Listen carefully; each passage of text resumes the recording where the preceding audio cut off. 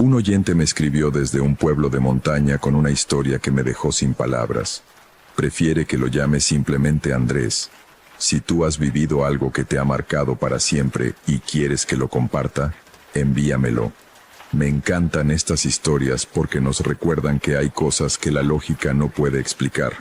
Lo que Andrés vivió ocurrió cuando tenía 32 años, recién divorciado, buscando un nuevo comienzo lejos de la ciudad. Compró una casa vieja en las montañas por un precio ridículamente bajo. Debió preguntarse por qué nadie más la quería. Esta es su historia. Debía haber sabido que algo andaba mal cuando el notario me miró con lástima.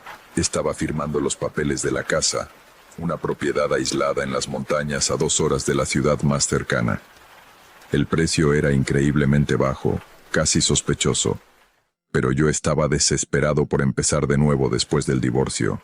Y la idea de la soledad me parecía perfecta. ¿Estás seguro de esto?, me preguntó el notario, un hombre mayor de pelo cano y lentes gruesos. Completamente, respondí firmando la última página. Él suspiró, cerró la carpeta y me entregó las llaves. Que Dios lo acompañe entonces. Disculpe, nada. Felicidades por su nueva propiedad. Pero había algo en su tono que me inquietó. La casa estaba al final de un camino de tierra que serpenteaba por el bosque durante kilómetros. No había vecinos cercanos, no había señal de celular, no había electricidad. El vendedor me había advertido sobre esto último, pero yo estaba preparado. Había comprado un generador, lámparas de gas, provisiones para semanas. Cuando llegué por primera vez, en una tarde de octubre, la casa se veía diferente a las fotos. Más deteriorada, más siniestra. Era una construcción de madera de 2 pisos, con un porche que rodeaba toda la fachada. La pintura verde se había descascarado casi por completo. Las ventanas estaban sucias, cubiertas de telarañas, y el techo tenía algunos agujeros visibles, pero era mía. Estacioné mi camioneta y bajé con mis pertenencias. El silencio era absoluto. Ni pájaros, ni insectos, ni viento. Solo silencio. La puerta principal estaba desbloqueada. La empujé y entró crujiendo, revelando un interior oscuro y polvoriento. El olor era horrible. Humedad, madera podrida y algo más. Algo orgánico y desagradable que no pude identificar. Pasé las primeras horas limpiando y organizando. El interior era más grande de lo que esperaba. Sala, comedor, cocina en la planta baja, 3 habitaciones y un baño arriba, y un sótano al que accedías por una trampilla en la cocina. Cuando el sol comenzó a ponerse, encendí el generador y conecté mis lámparas. La luz ayudó, pero las sombras que proyectaba parecían moverse más de lo que deberían. Esa primera noche, intenté dormir en el sofá de la sala porque aún no había subido el colchón al 2.º piso. Me envolví en mi saco de dormir y cerré los ojos, exhausto.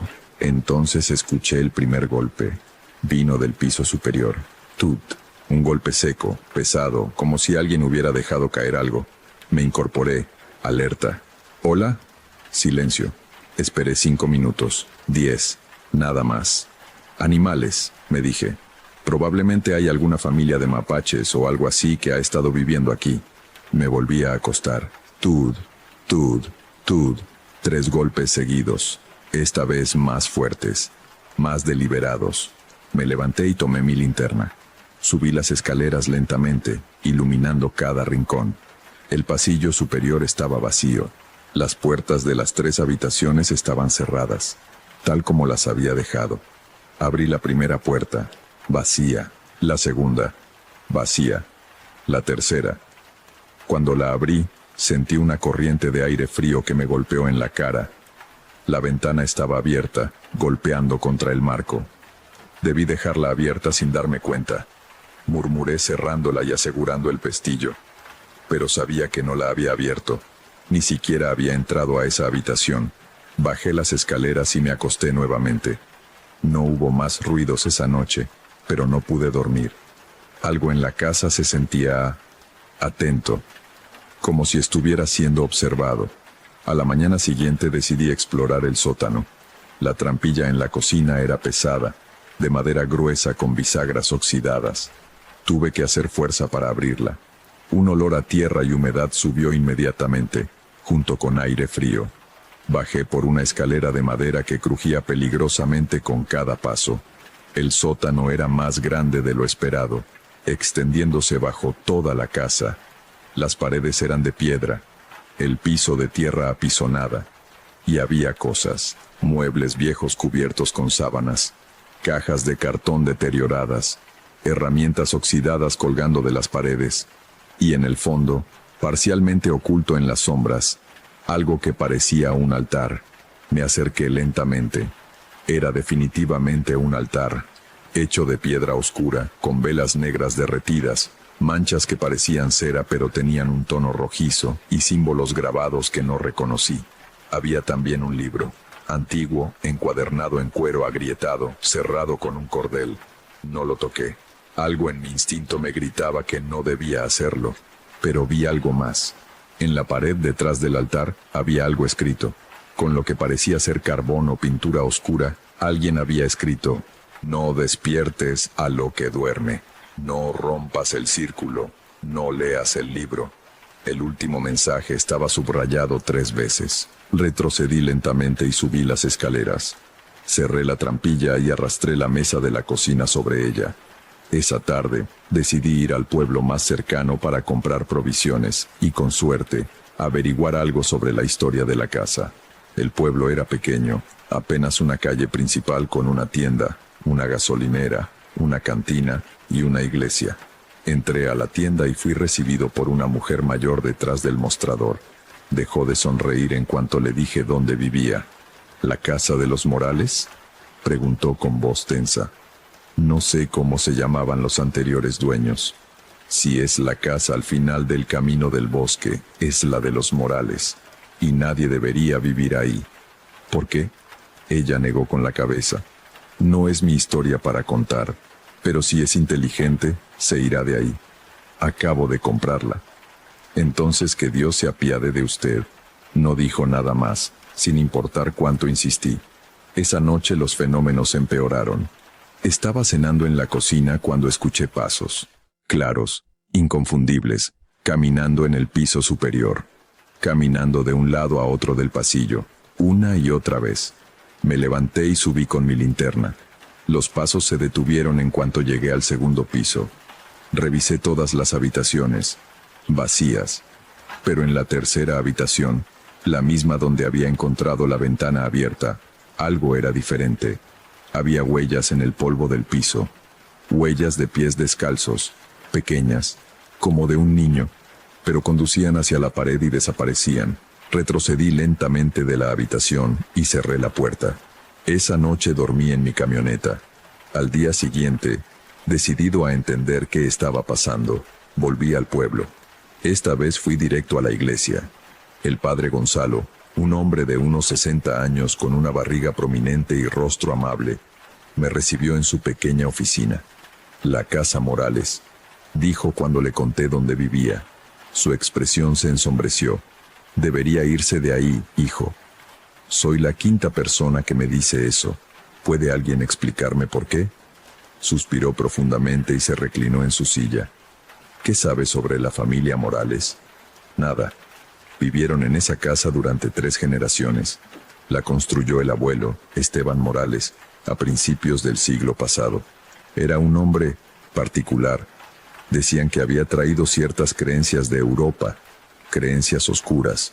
¿Qué tipo de creencias? Brujería, invocaciones, pactos con cosas que no son de este mundo. Sentí un escalofrío recorrer mi espalda. Su hijo Ramón continuó con esas prácticas. Y su nieto, David, las llevó aún más lejos. Hace 20 años, David y su familia desaparecieron. Su esposa, sus 2 hijos, simplemente desaparecieron. La policía investigó, pero nunca encontraron nada. Solo la casa vacía y el sótano. Se estremeció. ¿Qué hay en el sótano? No lo sé exactamente. Nadie que haya bajado ahí ha querido hablar de ello. Pero desde entonces, cualquiera que ha intentado vivir en esa casa ha huido en cuestión de semanas. Algunos dicen que escuchan voces, otros ven sombras, y hay quienes juran que algo los toca mientras duermen. Encontré un altar en el sótano, confesé, y advertencias escritas en la pared. El padre Gonzalo palideció. ¿Ha tocado algo? No. Bien, no lo haga. Y si tiene algo de sensatez, abandone esa casa hoy mismo. Pero no lo hice. Tal vez era terquedad, tal vez era orgullo, o tal vez era que no tenía a dónde más ir. Había invertido todo mi dinero en esa casa. No podía simplemente abandonarla. Esa noche, decidí confrontar lo que fuera que estaba en mi casa. Bajé al sótano con mi linterna más potente. El altar seguía ahí, intacto, pero el libro había cambiado de posición. Antes estaba cerrado y horizontal. Ahora estaba de pie, apoyado contra una de las velas negras, como si alguien lo hubiera movido. Mi mano tembló mientras me acercaba. No leas el libro. Advertía el mensaje en la pared, pero necesitaba saber. Tomé el libro con cuidado. Era más pesado de lo que parecía. La cubierta de cuero estaba fría, casi helada. Lo abrí. Las páginas estaban escritas a mano en un idioma que no reconocí, pero había dibujos, símbolos, diagramas, y en el centro del libro, una ilustración que me heló la sangre. Era la casa, mi casa. Pero en el dibujo la casa estaba rodeada por un círculo de símbolos grabados en el suelo, y dentro de la casa, figuras sombrías, muchas, demasiadas. Debajo del dibujo, en español, alguien había escrito: el círculo mantiene a los inquilinos contenidos. Si el círculo se rompe, serán liberados. Si el libro es leído en voz alta, el pacto se renueva. El lector se convierte en el guardián. Y el guardián nunca puede irse. Cerré el libro de golpe, el corazón desbocado. Inquilinos. La casa tenía inquilinos. Subí corriendo del sótano y cerré la trampilla. Necesitaba verificar algo. Salí de la casa con mi linterna. La noche estaba oscura, sin luna. Caminé alrededor del perímetro de la casa, buscando, y lo encontré.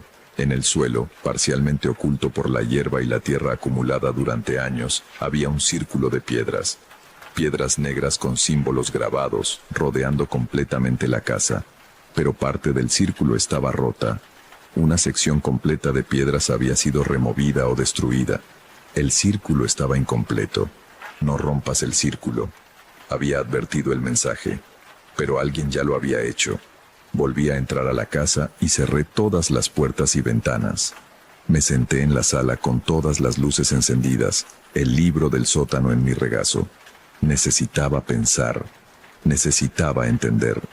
Si el círculo mantenía a los inquilinos contenidos y el círculo estaba roto, eso significaba que estaban libres, que podían salir, que podían... El generador se apagó. Todas las luces se extinguieron simultáneamente. La oscuridad era absoluta. No, susurré, palpando en busca de mi linterna. Entonces escuché las risas. No era una risa, eran muchas. Risas superpuestas, algunas agudas, otras graves, todas mezclándose en una cacofonía horrible que parecía venir de todas partes a la vez. Encontré mi linterna y la encendí. El haz de luz reveló la sala vacía, pero las risas continuaban cada vez más fuertes, más cercanas. Me puse de pie y retrocedí hacia la puerta principal. Algo pasó corriendo frente a mí, una sombra, moviéndose más rápido de lo que debería ser posible. Luego otra, y otra. Las sombras comenzaron a multiplicarse, corriendo por las paredes, el techo, el suelo. Figuras oscuras sin forma definida, moviéndose erráticamente. Y las risas. Dios, las risas no paraban. «Salgan de mi casa», grité, sabiendo que sonaba desesperado. Las risas se detuvieron abruptamente. El silencio que siguió fue peor. Entonces, una voz, una sola voz, profunda y antigua, que parecía venir del aire mismo. «Tu casa». 2 palabras, pero cargadas de una malicia que me hizo temblar. «Nuestra casa», corrigió la voz. «Nuestro hogar, nuestro territorio. Esto es un error», dije con voz temblorosa. No sabía nada de esto, pero ahora sabes, y sabes demasiado. Las sombras comenzaron a converger hacia mí formando una masa oscura y palpitante. Corrí hacia la puerta principal, la abrí de un tirón y salí al porche. Las sombras me siguieron, fluyendo por la puerta como agua negra. Pero cuando cruzaron el umbral, se detuvieron. Como si hubiera una barrera invisible que no podían cruzar. Me detuve en el jardín, jadeando, mirando hacia la casa. Las sombras se quedaron en el porche, agitándose, furiosas, pero sin poder avanzar más. El círculo, aunque estaba roto, todavía ejercía algún tipo de influencia. Los mantenía mayormente dentro. «No puedes huir», dijo la voz, ahora viniendo desde el interior de la casa. «Esta es tu propiedad, tu responsabilidad, y eventualmente tendrás que volver». Pasé esa noche en mi camioneta, conduciendo hasta el pueblo. Alquilé una habitación en el único motel, y no dormí en absoluto. Al día siguiente volví a ver al padre Gonzalo. «Las he visto», le dije sin preámbulos. «Las cosas en la casa son reales». Él asintió tristemente. «Lo sé. ¿Qué va a hacer?» «No lo sé. ¿Puede bendecir la casa? ¿Hacer un exorcismo?» «Ya lo intentamos, hace años, cuando desapareció la familia Morales. Fui con 2 sacerdotes más, pero...» negó con la cabeza. «Lo que sea que haya en esa casa es antiguo. Más antiguo que nuestra fe. Los rituales que se hicieron ahí crearon algo permanente. Tiene que haber una forma. Hay una forma. El libro. Según las notas que encontramos, el libro contiene el ritual completo. Si alguien lo lee en voz alta, renueva el pacto. Se convierte en el nuevo guardián. Y a cambio, los inquilinos permanecen contenidos. ¿Qué le pasa al guardián? No puede irse. Nunca. Está atado a la casa hasta que muere. Y cuando muere, su alma se une a los inquilinos». Me quedé en silencio, procesando la información. «Es por eso que la familia Morales desapareció», continuó el padre. «Cuando David murió sin herederos que tomaran su lugar, el pacto se rompió. Los inquilinos tomaron a su familia como pago. ¿Y si destruyo la casa? No funcionará.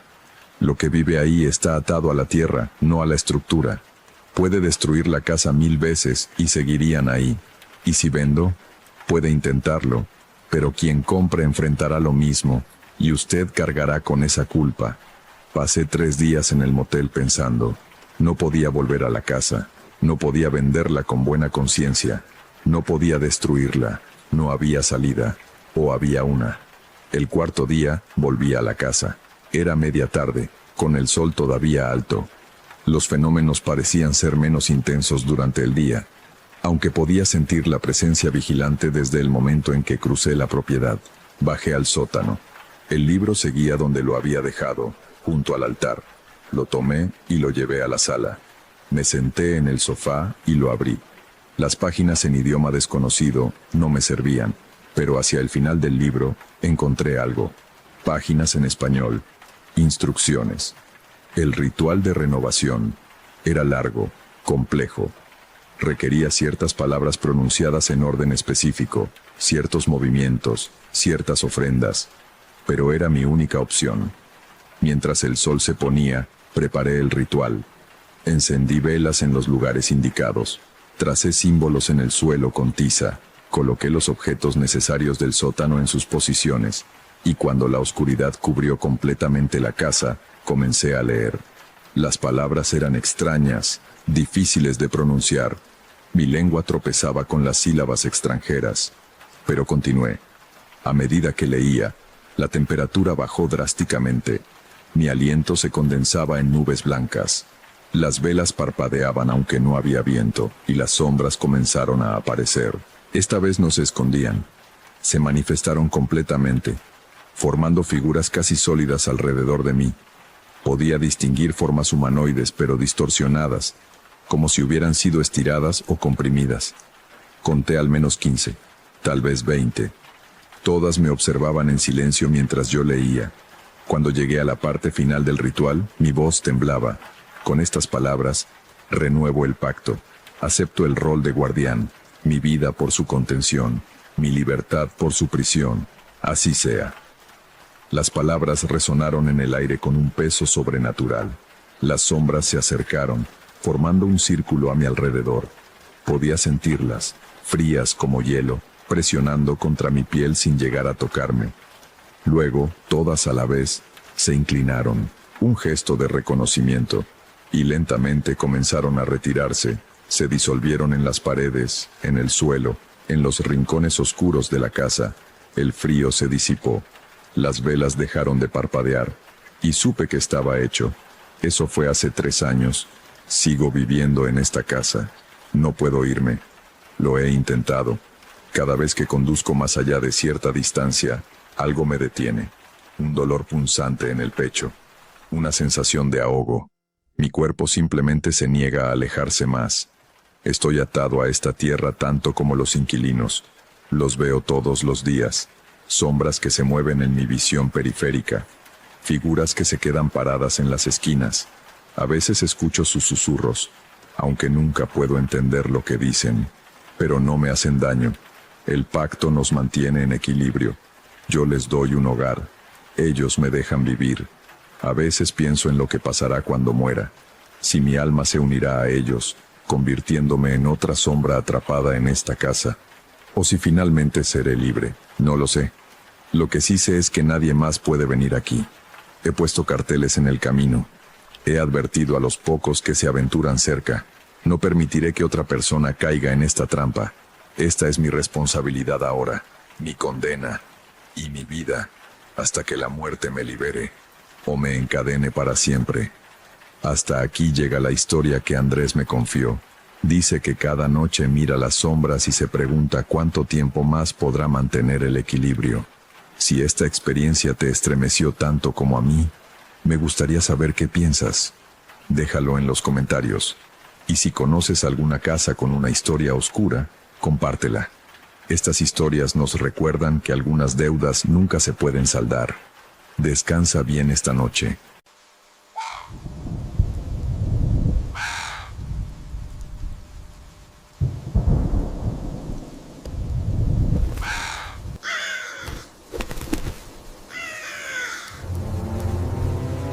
Lo que voy a contarles ahora me lo envió Carla, una seguidora que trabaja como profesora de primaria en una zona rural de Argentina. Si tú has sentido alguna vez que algo te observa desde el bosque, o has experimentado fenómenos que la razón no puede explicar, compártelo en los comentarios. Me ayuda mucho saber que no estamos solos en estas experiencias. La historia de Carla comenzó cuando aceptó un trabajo en una escuela remota, en un pueblo tan pequeño que apenas aparece en los mapas. Lo que descubrió allí sobre las tradiciones locales y sobre algo que habita en el bosque cercano la hizo replantear todo lo que creía sobre la realidad. Esto involucra a niños que saben más de lo que deberían, a una presencia antigua, y a un precio que algunos están dispuestos a pagar. Acepté el trabajo en la escuela rural de Rioso 47 porque necesitaba el dinero y porque, honestamente, quería alejarme de la ciudad por un tiempo. Acababa de terminar una relación difícil y la idea de pasar un año en medio de la nada sonaba perfecta. No tenía idea de en qué me estaba metiendo. El pueblo se llamaba Villa del Silence, un nombre que debía haber tomado más en serio. Estaba ubicado en las sierras, rodeado de bosques densos de pinos y arrayanes. La población era de apenas 200 personas, la mayoría familias de gente mayor y algunos trabajadores forestales.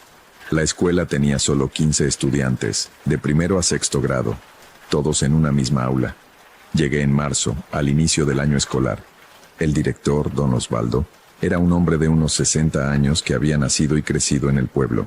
Me recibió con amabilidad pero con cierta reserva, como si estuviera evaluándome. La última maestra duró solo 3 meses, me dijo mientras me mostraba el pequeño apartamento anexo a la escuela donde viviría. Dijo que no se adaptaba a la vida rural. Espero que tú tengas más resistencia. No le di mucha importancia. Yo había hecho prácticas docentes en lugares complicados. Pensé que podía con esto. Los primeros días fueron normales. Los niños eran callados pero atentos. La mayoría venía de familias humildes, y podía ver en sus ojos esa mezcla de curiosidad y cautela que tienen los chicos que crecen aislados.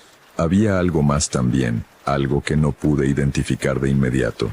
Era como si compartieran un secreto, una comprensión silenciosa entre ellos que me excluía.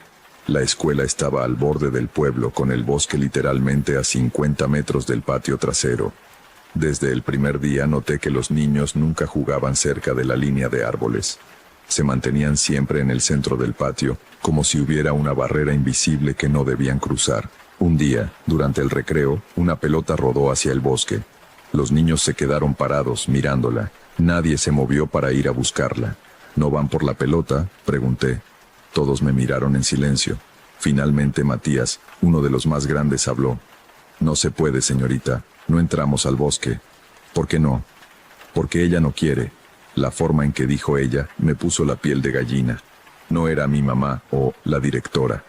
Era ella, con mayúscula implícita, como si hablara de alguien que todos conocían y respetaban. ¿Quién es ella?, pregunté. Los niños intercambiaron miradas. Luego, como si hubieran tomado una decisión colectiva, todos se dieron vuelta y volvieron a jugar, ignorando mi pregunta completamente.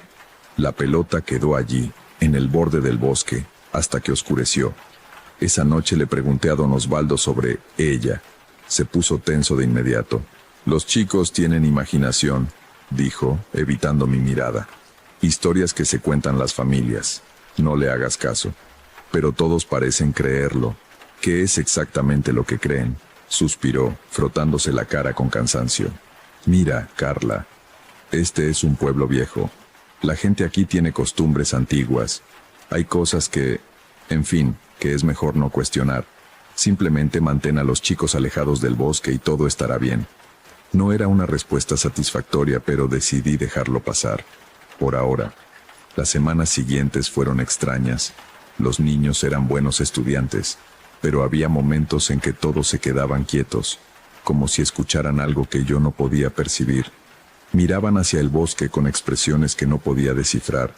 No era miedo exactamente, era más como reconocimiento, como si algo allí afuera les hablara y ellos respondieran con silencio respetuoso. Una tarde de abril, mientras corregía trabajos en mi apartamento, escuché cantos. Eran voces de niños, viniendo del exterior. Miré el reloj. Eran las 11 de la noche. Salí al balcón y vi algo que me dejó helada. Todos mis estudiantes estaban en el patio de la escuela, formando un círculo perfecto. Estaban descalzos, en pijama, cantando en un idioma que no reconocí. En el centro del círculo había una canasta llena de frutas, flores y lo que parecían ser juguetes pequeños. Bajé corriendo. ¿Qué están haciendo? ¿Dónde están sus padres? No me escucharon. Seguían cantando, con los ojos cerrados, balanceándose suavemente. Entonces, desde el bosque, escuché una respuesta. Era un canto también, pero diferente, más profundo, más antiguo, y estaba acercándose. Traté de tomar a uno de los niños por el brazo, pero era como si no me sintieran. Estaban en trance, completamente ajenos a mi presencia. La voz del bosque se acercaba más. Podía escuchar ramas quebrándose, hojas moviéndose. Algo grande venía hacia nosotros. Entonces, tan abruptamente como había comenzado, los niños dejaron de cantar. Abrieron los ojos todos al mismo tiempo, me miraron con expresiones serenas y comenzaron a caminar de regreso a sus casas en silencio perfecto, como si nada hubiera pasado. Me quedé sola en el patio, con la canasta de ofrendas a mis pies y el sonido del bosque que lentamente se apagaba. A la mañana siguiente, confronté a don Osvaldo. Estaba furioso que no me hubiera advertido de esto. «Tienes que entender», me dijo, finalmente cediendo. «Esto ha sido así por generaciones. Cada luna llena, los niños hacen la ofrenda. Es parte de un acuerdo». «¿Qué clase de acuerdo?». Se sentó pesadamente en su silla. Hace mucho tiempo, antes de que yo naciera, este pueblo enfrentaba tiempos muy difíciles. Sequías, enfermedades, hambre. La gente estaba desesperada. Entonces, algunos de los ancianos fueron al bosque y hicieron contacto con algo que vivía allí desde antes de que hubiera pueblo. «Estás hablando de supersticiones». «¿Lo son? ¿Has notado que aquí nunca hay sequías? ¿Que las cosechas siempre son buenas? ¿Que los niños nunca se enferman gravemente?». Hizo una pausa. «Hay un precio por esa protección. Las ofrendas mensuales son parte de eso, y hay reglas. Nunca entrar al bosque sin permiso, nunca cazar en su territorio, y nunca, jamás, faltar a una ofrenda. Esto es locura. Tal vez. Pero la última vez que alguien intentó romper el acuerdo, hace unos 20 años, 3 niños desaparecieron en una sola noche. Los encontraron una semana después en el límite del bosque. Vivos, pero cambiados. No hablaron por meses, y cuando finalmente lo hicieron, no recordaban sus nombres. Tuvieron que reaprender todo, como si fueran bebés en cuerpos de niños de 8 años. Sentí un escalofrío recorrerme. ¿Y qué es ella exactamente? No lo sé. Nadie lo sabe realmente. Algunos la llaman la guardiana del bosque. Otros dicen que es algo más antiguo, de antes de los conquistadores. Lo que sí sé es que es real, y que mantiene su parte del trato siempre y cuando nosotros mantengamos la nuestra. Esa noche no pude dormir. Seguía pensando en los niños, en sus cantos, en esa presencia que venía del bosque. Parte de mí quería huir, tomar mis cosas e irme. Pero otra parte, la parte curiosa y terca que siempre me había metido en problemas, quería entender. Decidí investigar. Fui a la pequeña biblioteca del pueblo, más bien una habitación en la casa de doña Marta, la mujer más anciana del lugar. Ella había sido maestra antes que don Osvaldo, y conocía toda la historia local. Cuando le pregunté sobre ella, sus ojos se oscurecieron. Así que ya lo descubriste, dijo. Me preguntaba cuánto tardarías. Me mostró documentos viejos, diarios de los primeros habitantes. Hablaban de una mujer del bosque que aparecía en momentos de necesidad. Decían que era alta, más alta que cualquier persona normal, con cabello que parecía estar hecho de ramas y hojas. Sus ojos brillaban como brasas en la oscuridad, y cuando hablaba, su voz sonaba como el viento entre los árboles.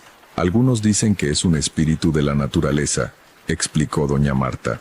Otros creen que es algo más oscuro, un demonio o una bruja ancestral. Lo que sé es que está ligada a esta tierra, y que el pacto que hicieron nuestros ancestros la vinculó a nosotros también, que pide a cambio de su protección. Doña Marta cerró el libro lentamente. Respeto, ofrendas y ocasionalmente algo más. ¿Qué quieres decir con algo más?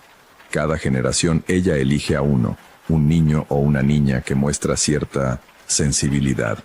Esa persona se convierte en su vínculo con el pueblo. Pueden escucharla, pueden hablar con ella.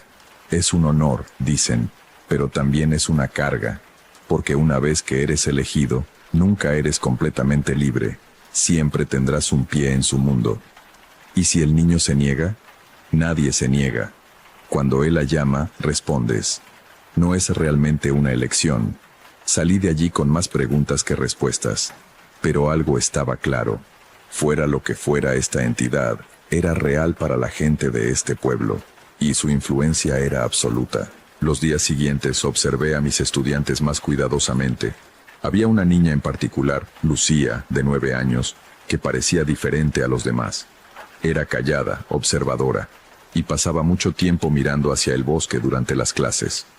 Los otros niños la trataban con una mezcla de respeto y distancia, como si supieran algo sobre ella que yo ignoraba. Un día me quedé después de clases para hablar con ella. Lucía, ¿puedo preguntarte algo? Ella me miró con esos ojos oscuros y profundos. ¿Sobre ella, verdad? Sí. ¿Tú puedes escucharla? Asintió lentamente.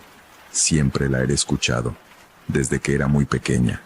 Al principio pensaba que era mi imaginación, pero luego mi abuela me dijo que yo era especial, que ella me había elegido. ¿Para qué? Para ser su voz. Cuando tiene algo que decir al pueblo, me lo dice a mí, y yo se lo digo a los adultos. ¿Y qué dice? Últimamente, dice que algo está cambiando, que hay alguien nuevo que no entiende las reglas, que si esa persona no aprende pronto, habrá consecuencias. Me di cuenta con un escalofrío que estaba hablando de mí. ¿Qué quiere de mí? Quiere que entiendas que el bosque no es tuyo para explorar, que hay límites que no debes cruzar, que el pacto es antiguo y sagrado, y que tú, como maestra, tienes un papel en mantenerlo. Yo no hice ningún pacto. Al venir aquí, al aceptar cuidar de nosotros, lo hiciste. Todos los que viven en Villa del Silencio son parte del acuerdo. No hay excepciones. Esa noche, decidí que necesitaba verla por mí misma.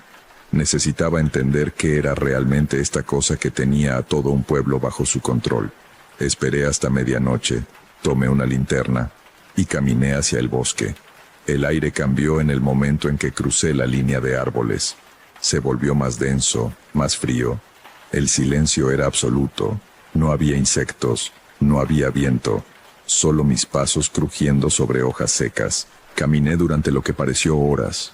aunque mi reloj decía que solo habían pasado 10 minutos. El bosque era diferente de noche, casi vivo. Los árboles parecían inclinarse hacia mí, observándome. Las sombras se movían en formas que no coincidían con el movimiento de mi linterna. Entonces la escuché. ¿Por qué has venido? La voz venía de todas partes. No era alta ni amenazante, pero había un peso en ella que me hizo querer arrodillarme. Quiero entender, dije, tratando de mantener mi voz firme. Quiero saber qué eres y qué quieres de este pueblo. Hubo un sonido como risa, pero no era alegre. Era el sonido del viento entre las ramas muertas. Los humanos siempre quieren entender, como si comprender algo les diera poder sobre ello. Entonces la vi. Emergió de entre los árboles, y mi mente luchó por procesar lo que veían mis ojos. Era vagamente humanoide, pero demasiado alta, demasiado delgada. Su piel tenía el color y la textura de la corteza de árbol. Su cabello era, literalmente, ramas con hojas que se movían con vida propia, y sus ojos eran profundos y verdes, como pozos de agua cubiertos de musgo, y brillaban con su propia luz. ¿Qué eres?, susurré. Soy la que estaba aquí antes que ustedes. Soy la que estará aquí después de que se vayan. Soy la memoria de este bosque, la guardiana de sus secretos. Y el pacto. Hace mucho, cuando los humanos llegaron con sus hachas y su fuego, casi destruyeron todo. Pero algunos, los sabios entre ustedes, pidieron permiso. Ofrecieron respeto a cambio de coexistencia. Y yo acepté. Protejo su pueblo de la hambruna, la enfermedad, los desastres.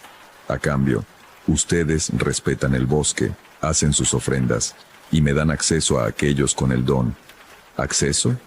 ¿Qué significa eso?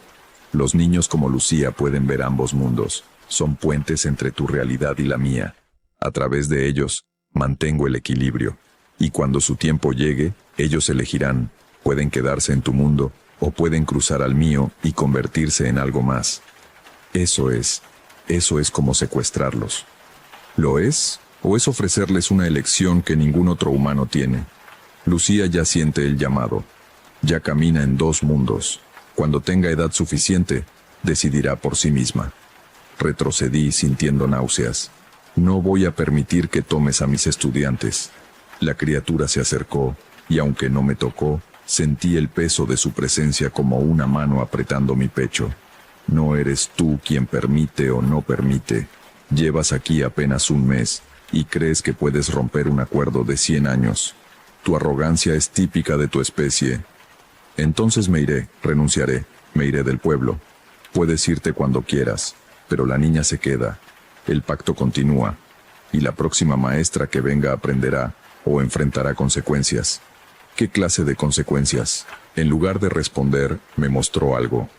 No con palabras, sino con imágenes directamente en mi mente. Vi al pueblo sin su protección.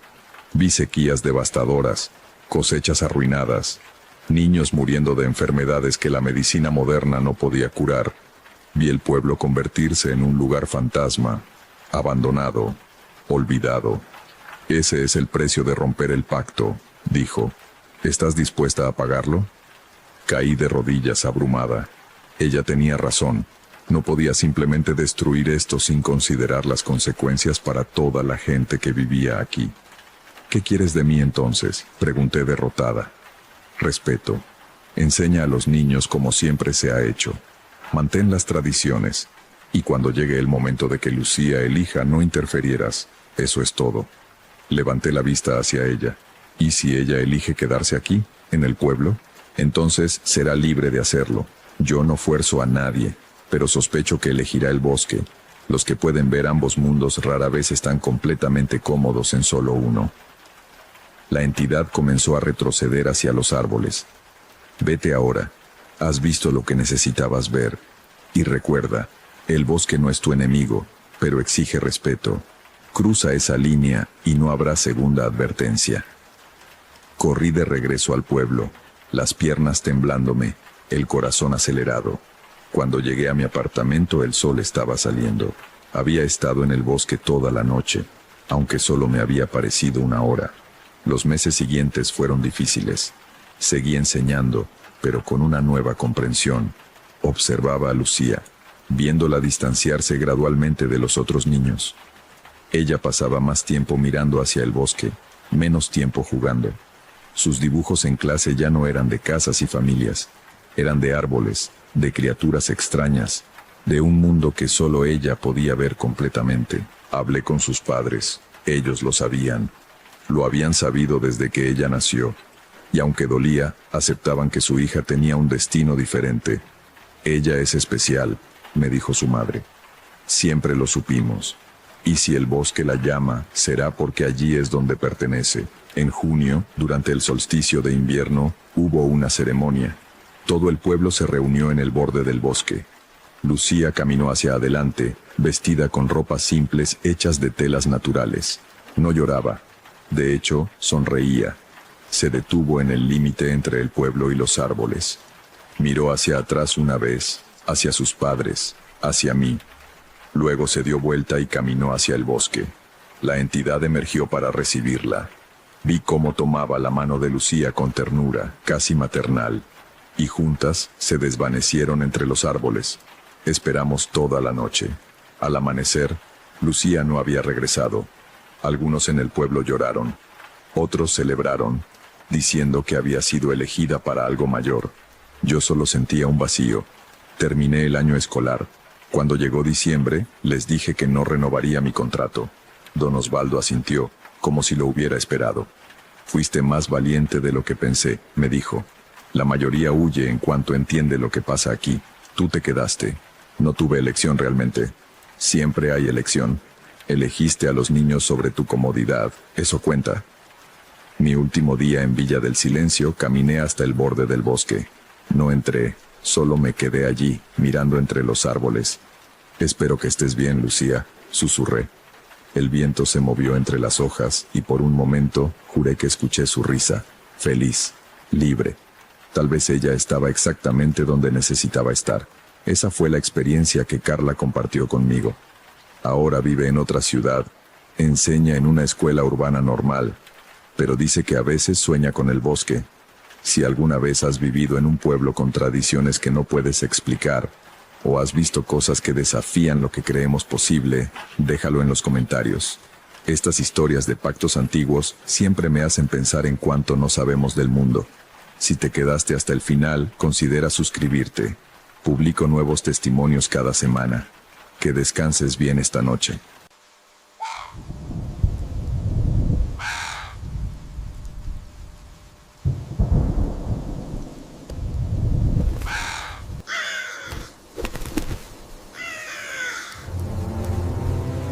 Hace unas semanas recibí un mensaje de una seguidora llamada Andrea. Su historia es de las que te hacen cuestionar cuántos lugares en el mundo esconden secretos que nunca deberían salir a la luz. Si tienes tus propias experiencias con pueblos extraños o lugares donde sentiste que algo no estaba bien, me encantaría que las compartieras aquí abajo en los comentarios. Andrea vivió esto cuando decidió tomar una ruta alternativa en un viaje por carretera y terminó en un lugar que técnicamente no debería existir. Un pueblo donde todos parecían estar esperando algo, y donde ella se dio cuenta demasiado tarde de que ese algo era ella. Mi nombre es Andrea, y durante mucho tiempo dudé si contar esta historia. Hay cosas que cuando las compartes en voz alta suenan tan imposibles que temes que la gente piense que estás loca. Pero pasó. Todo esto realmente pasó. Y necesito que alguien más lo sepa, por si acaso. Esto sucedió en octubre de 2022. Yo tenía 26 años y estaba haciendo un viaje por carretera sola. Había renunciado a mi trabajo, terminado una relación larga y necesitaba tiempo para pensar. Decidí manejar desde la ciudad donde vivía hasta la costa, un viaje que normalmente tomaba 8 horas por la autopista principal, pero a mitad del camino, vi un letrero que anunciaba una ruta escénica alternativa. Decía que agregaba solo 1 hora al viaje, pero pasaba por pueblos históricos y paisajes hermosos. Era mediodía de un sábado soleado. Tenía tiempo de sobra. Decidí tomar el desvío. La carretera alternativa era estrecha, de 2 carriles, serpenteando entre montañas. El paisaje era bonito al principio. Árboles en ambos lados, pequeños arroyos cruzando bajo puentes viejos. Pasé por 2 pueblos pequeños donde me detuve a tomar fotos y comer algo. Todo normal. Pero después del segundo pueblo, la carretera se volvió más solitaria. Dejé de ver otros autos. El GPS de mi teléfono empezó a fallar. La señal entraba y salía. Las montañas bloqueaban la recepción. Seguí manejando, confiando en que la carretera eventualmente me llevaría de regreso a la ruta principal. Pero después de 1 hora, empecé a preocuparme. No había visto ningún letrero indicando distancias o pueblos cercanos. No había pasado ningún auto en ninguna dirección. Era como si estuviera completamente sola en esa carretera. Entonces, al doblar una curva cerrada, lo vi. Un pueblo. Apareció de repente, como si alguien lo hubiera colocado ahí mientras no miraba. Estaba en un valle pequeño rodeado de montañas. Podía ver una calle principal con edificios de 2 pisos, una iglesia con campanario, algunas casas dispersas. Había autos estacionados, gente caminando, señales de vida. Me sentí aliviada. Podría preguntar por direcciones, tal vez cargar gasolina. Mi tanque estaba bajando y no quería quedarme varada. Bajé por la carretera que llevaba al pueblo. Había un letrero de madera viejo y desgastado que decía: «Bienvenidos a San Ezequiel, población 247». El nombre no me sonaba familiar, pero eso no significaba nada. Había cientos de pueblos pequeños en esta región que yo nunca había visitado. Entré al pueblo manejando despacio. La calle principal era pavimento viejo y agrietado. Los edificios eran antiguos pero bien mantenidos. Había una tienda general, una farmacia, lo que parecía ser un pequeño restaurante, y la iglesia al final de la calle. Todo se veía como sacado de otra época, años 50 o 60 quizás. Lo primero que noté fue el silencio. Aunque había gente en la calle, no se escuchaba ningún ruido, ni conversaciones, ni música, ni el sonido normal de un pueblo funcionando. Solo silencio. Lo segundo que noté fue que todos me miraban, no de forma sutil. Me miraban directamente, abiertamente. Había una mujer barriendo la entrada de la tienda general que dejó de barrer y se quedó inmóvil mirándome pasar. Un hombre sacando cajas de una camioneta dejó lo que estaba haciendo para observarme. Un grupo de niños jugando en la acera se detuvieron y me siguieron con la vista. Era inquietante, pero traté de no pensar demasiado en ello. Pueblos pequeños, pensé. La gente se sorprende cuando llegan forasteros. Me estacioné frente a la tienda general. Cuando bajé del auto, la sensación de ser observada se intensificó. Podía sentir docenas de ojos sobre mí aunque tratara de no mirar directamente a nadie. Entré a la tienda. Una campanilla sobre la puerta sonó, aguda y clara en el silencio. El interior era como una cápsula del tiempo. Anaqueles de madera oscura, un mostrador antiguo con una caja registradora que parecía de los años 40, productos empacados en diseños que ya no se usaban. Detrás del mostrador había un hombre mayor, de unos 70 años, con overol y camisa de franela. Me miró sin expresión. «Buenas tardes», dije, tratando de sonar amigable. «Disculpe, estoy un poco perdida. ¿Podría decirme cómo llegar de regreso a la autopista principal?» Él no respondió inmediatamente. Solo me miró, evaluándome con ojos grises y fríos. Finalmente habló. «¿De dónde vienes?» «De la ciudad. Tomé la ruta escénica y creo que me desvié». «¿Cuánto tiempo llevas manejando?» «Unas 3 horas desde el último pueblo». Algo cambió en su expresión, una especie de reconocimiento, o quizás satisfacción. «Entonces llegaste justo a tiempo». «¿Perdón?» «Hoy es sábado, día de servicio. Te esperábamos». Un escalofrío me recorrió la espalda. «No entiendo. Yo solo necesito direcciones. Primero el servicio, luego te indicamos el camino». Se inclinó sobre el mostrador. «Son las reglas. Todos los que llegan en sábado deben asistir al servicio. Yo solo pasaba por aquí. No sabía que existía este pueblo. Nadie lo sabe hasta que llegan». Sonrió, pero no había calidez en esa sonrisa. «El servicio comienza en 1 hora en la iglesia. Te sugiero que asistas. Por tu propio bien». Retrocedí hacia la puerta. «Creo que mejor me voy». «No puedes». Su voz era plana, sin emoción. «Las carreteras se cierran hasta después del servicio. Es tradición». Salí de la tienda rápidamente. Mi corazón latía fuerte. Algo estaba muy mal aquí. Necesitaba irme. Ya. Subí a mi auto y encendí el motor. Manejé hacia la salida del pueblo por donde había entrado, pero cuando llegué al borde del pueblo, encontré una barricada de madera bloqueando la carretera, y había 3 hombres parados junto a ella, mirándome. Di la vuelta e intenté salir por el otro lado del pueblo. Otra barricada, más gente observando. Estaba atrapada. Estacioné de nuevo, las manos temblándome sobre el volante. Revisé mi teléfono. Sin señal. Intenté enviar un mensaje de texto, pero no salió. Llamar tampoco funcionaba. Miré alrededor del pueblo. La gente seguía en las calles, pero ahora todos se estaban moviendo en la misma dirección, hacia la iglesia. Caminaban lentamente, deliberadamente, todos con la misma expresión vacía en sus rostros. Decidí quedarme en el auto. Cerré las puertas con seguro y esperé. Tal vez cuando terminara su servicio o lo que fuera, quitarían las barricadas y podría irme. Pero después de unos minutos, alguien tocó en mi ventana. Una mujer de mediana edad con un vestido floreado de estilo antiguo. Sonreía, pero sus ojos estaban muertos. «Es hora», dijo. «Debes ir a la iglesia». «No quiero. Déjenme ir. Después del servicio. Primero debes participar. Son las reglas. ¿Qué pasa si no voy?» Su sonrisa se desvaneció. «Entonces tendremos que llevarte». Miré alrededor. Más gente se había reunido alrededor de mi auto. 12 de personas, todas mirándome con esos ojos vacíos. Algunos tenían herramientas en las manos. Palas, martillos, cuerdas. El miedo se apoderó de mí. Estaba completamente sola, sin forma de pedir ayuda, rodeada de personas que claramente no estaban bien. Bajé del auto con piernas temblorosas. «Está bien, iré». La multitud se abrió para dejarme pasar. Me escoltaron hacia la iglesia, caminando en silencio a mi alrededor como guardias. Podía sentir sus miradas sobre mí, pesadas e insistentes. La iglesia era un edificio viejo de piedra gris con un campanario alto.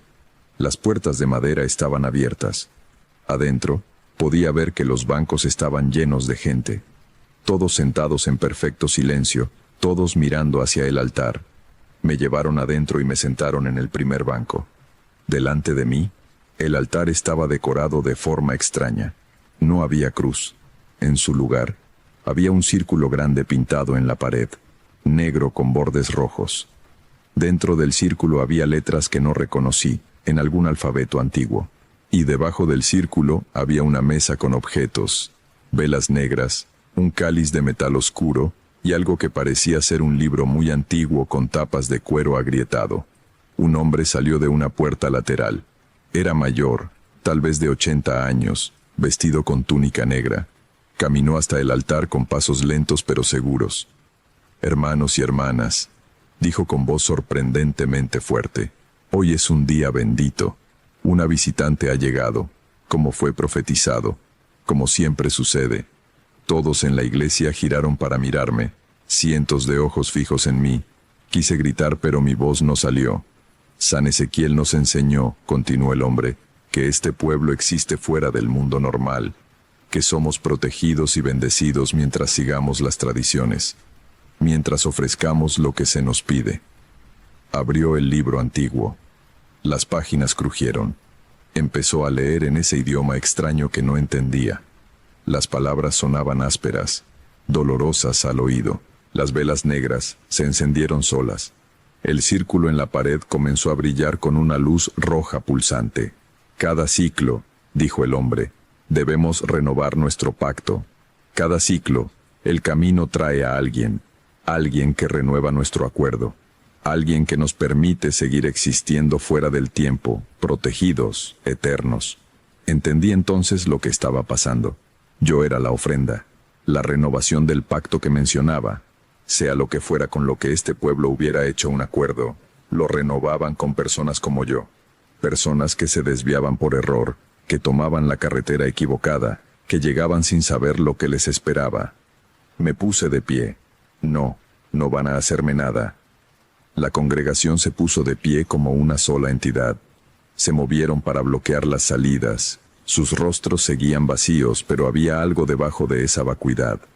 Algo oscuro y hambriento. «No puedes huir», dijo el hombre del altar. «El pueblo decide. El pueblo siempre decide», Corrí hacia la puerta lateral por donde él había entrado. Nadie me detuvo. Atravesé un pasillo estrecho, bajé unas escaleras y terminé en lo que parecía ser una cripta bajo la iglesia. Era un espacio grande con techo bajo, iluminado por velas, y las paredes estaban cubiertas con fotografías, cientos de ellas. Fotos en blanco y negro, en color, algunas nuevas, algunas viejas, todas de personas diferentes, hombres, mujeres, jóvenes, viejos. Y debajo de cada foto había fechas. Las más antiguas eran de los años 30, las más recientes eran de hace pocos meses. En el centro de la cripta había un pozo, un agujero en el suelo de piedra que bajaba a oscuridad absoluta, y del pozo salía un sonido, un susurro colectivo, como si 1000 voces hablaran al mismo tiempo. Las fotografías eran todas las personas que habían llegado a este pueblo a lo largo de las décadas, todas las que habían renovado el pacto, y de alguna forma, todas estaban ahí abajo, en el pozo, atrapadas. Escuché pasos en las escaleras. La congregación venía por mí. Busqué desesperadamente otra salida. Había una puerta pequeña al fondo de la cripta. Corrí hacia ella, la abrí, y encontré un túnel. Un pasaje subterráneo que olía a tierra húmeda y algo podrido. No tenía opción. Entré al túnel. Era estrecho y bajo. Tuve que agacharme para avanzar. La oscuridad era casi total. Usé la luz de mi teléfono aunque seguía sin señal. El túnel parecía interminable. Podía oír voces detrás de mí. Gritos. Me llamaban. Andrea, vuelve. No puedes escapar. El pueblo siempre recupera lo que es suyo. Seguí corriendo, tropezando, las paredes del túnel raspándome los brazos. Mis pulmones ardían, pero no podía detenerme. Después de lo que pareció una eternidad, vi luz adelante. El túnel terminaba en una abertura que daba al bosque fuera del pueblo. Salí, aspirando aire fresco, mirando alrededor tratando de orientarme. Estaba en la ladera de una montaña, sobre el pueblo. Podía verlo abajo en el valle, la iglesia, las calles, los edificios, y podía ver a la gente saliendo de la iglesia, buscándome. Empecé a subir la montaña, alejándome del pueblo. Tenía que llegar a la carretera, tenía que encontrar ayuda. El bosque era denso, las ramas me arañaban, las rocas me hacían tropezar, pero seguí subiendo. Alcancé la cresta de la montaña cuando el sol comenzaba a ponerse, y desde arriba miré hacia el valle donde había estado el pueblo. No había nada. El valle estaba vacío, solo árboles, rocas, tierra, ningún edificio, ninguna carretera, ninguna señal de que alguna vez hubiera habido un pueblo ahí. Parpadeé, segura de que mis ojos me engañaban, pero no. El valle estaba completamente vacío. San Ezequiel había desaparecido. Caminé durante horas en la oscuridad, siguiendo la carretera que había tomado originalmente. Eventualmente llegué a la ruta principal. Un conductor de camión se detuvo y me llevó a la ciudad más cercana. Le conté que había tenido problemas con mi auto y me había perdido en el bosque. No le mencioné el pueblo. Sabía que no me creería. Fui a la policía al día siguiente. Les dije que había un pueblo extraño en las montañas, que algo malo estaba pasando ahí. Me miraron como si estuviera loca. Revisaron mapas. No había ningún pueblo llamado San Ezequiel en esa región. Nunca lo había habido. Insistí en que me llevaran al lugar. Fuimos en patrulla, yo guiándolos. Cuando llegamos al lugar donde había visto el letrero de bienvenida, no había nada. Solo carretera vacía. Cuando bajamos al valle, solo encontramos bosque denso. Ninguna señal de civilización, ninguna carretera que llevara a un pueblo que no existía. Los oficiales pensaron que había tenido algún episodio, estrés del viaje, quizás alucinaciones. Me sugirieron ver a un doctor. Me llevaron de regreso a la ciudad y eso fue todo. Pero yo sé lo que vi, sé lo que viví. El pueblo era real. Las personas eran reales. El pacto que habían hecho era real. Investigué durante semanas.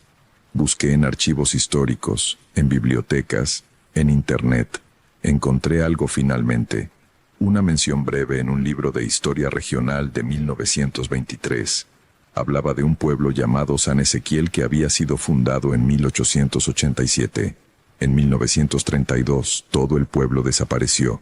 247 personas. De la noche a la mañana.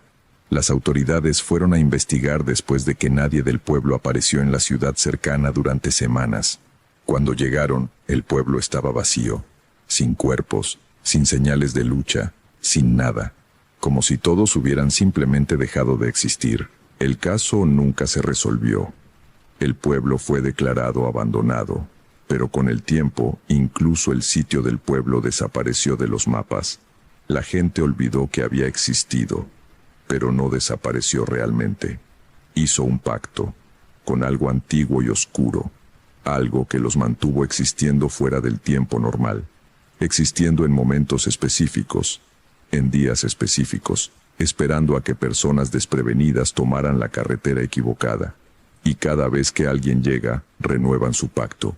Mantienen su existencia por otro ciclo más. Atrapan otra alma en ese pozo bajo la iglesia. He intentado volver varias veces, pero nunca encuentro el desvío. La entrada a esa carretera alternativa simplemente no está ahí cuando la busco. Es como si el camino solo aparezca para ciertas personas en ciertos momentos. O quizás ya cumplí mi propósito. Llegué, vi el pueblo, escapé. Y al escapar, quizás rompí algo. Quizás el pacto requería que yo me quedara. Y al irme, lo debilité. O quizás solo me están dejando vivir con el conocimiento, sabiendo que hay lugares que existen entre los espacios del mundo normal, lugares que atrapan a los que se desvían del camino, lugares llenos de gente que hizo pactos terribles hace décadas y ahora están atrapados en un ciclo eterno de existencia y renovación. A veces me pregunto qué pasó cuando no me quedé. ¿El pueblo simplemente desapareció hasta el próximo ciclo? ¿O están buscando otra forma de renovar su pacto? ¿Otro camino? ¿Otra víctima? ¿Otra oportunidad? Y me pregunto sobre todas esas fotografías en la cripta. Todas esas personas a lo largo de las décadas. ¿Todavía están ahí? ¿Atrapadas en ese pozo?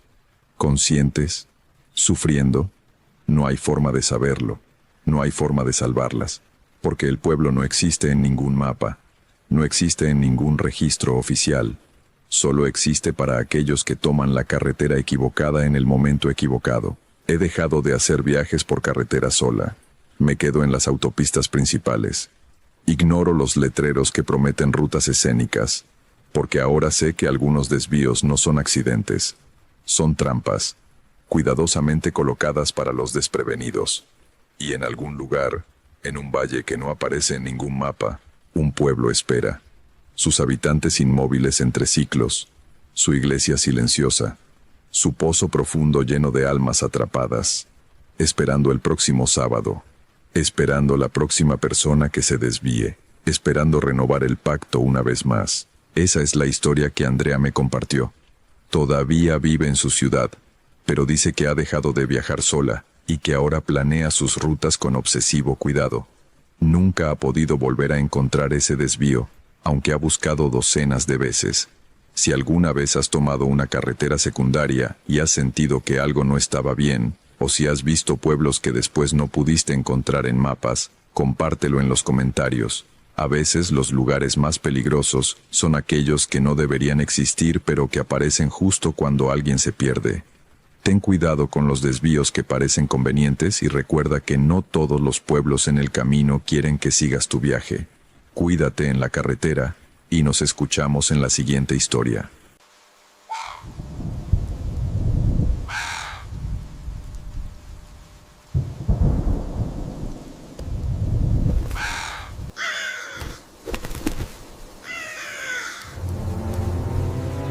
Recibí este testimonio de una oyente llamada Patricia, quien vive en un pueblo costero de México. Si alguna vez has tenido un encuentro con algo que no puedes explicar, me encantaría que me lo contaras en los comentarios. Las historias que ustedes comparten son el corazón de este canal. Lo que Patricia vivió ocurrió hace 10 años, cuando heredó la casa de su abuela materna. Ella pensaba que recibiría una propiedad antigua con buenos recuerdos, pero lo que encontró allí la hizo cuestionarse todo lo que creía saber sobre su familia. Esta es una historia sobre secretos heredados, sobre objetos que no deberían moverse solos, y sobre una presencia que nunca se fue realmente. Nunca imaginé que heredar la casa de mi abuela cambiaría mi vida de la manera en que lo hizo. Cuando murió, yo tenía 25 años y acababa de terminar mi carrera como maestra. Vivía en la ciudad, en un departamento pequeño que compartía con una amiga, y la idea de tener una casa propia, aunque fuera en el pueblo, sonaba como una bendición. Mi abuela Esperanza había vivido sola los últimos 20 años de su vida, desde que mi abuelo murió. Era una mujer callada, de pocas palabras, pero siempre amable. Yo la visitaba cada verano cuando era niña, y recordaba su casa como un lugar tranquilo, lleno de plantas, y del olor a incienso que ella quemaba constantemente. Nunca me pareció extraño en ese entonces. Era solo parte de quien era ella. La casa estaba en las afueras del pueblo, una construcción de adobe y tejas rojas que mi bisabuelo había levantado en los años 30. Tenía un patio grande con un pozo antiguo que ya no funcionaba, un jardín descuidado y 3 habitaciones principales. Cuando llegué para hacer el inventario de las pertenencias me acompañó mi prima Lucía, quien también había pasado veranos allí de niña. Era un sábado de octubre. Recuerdo que hacía calor a pesar de que ya estábamos en otoño. El pueblo estaba tranquilo, casi desierto.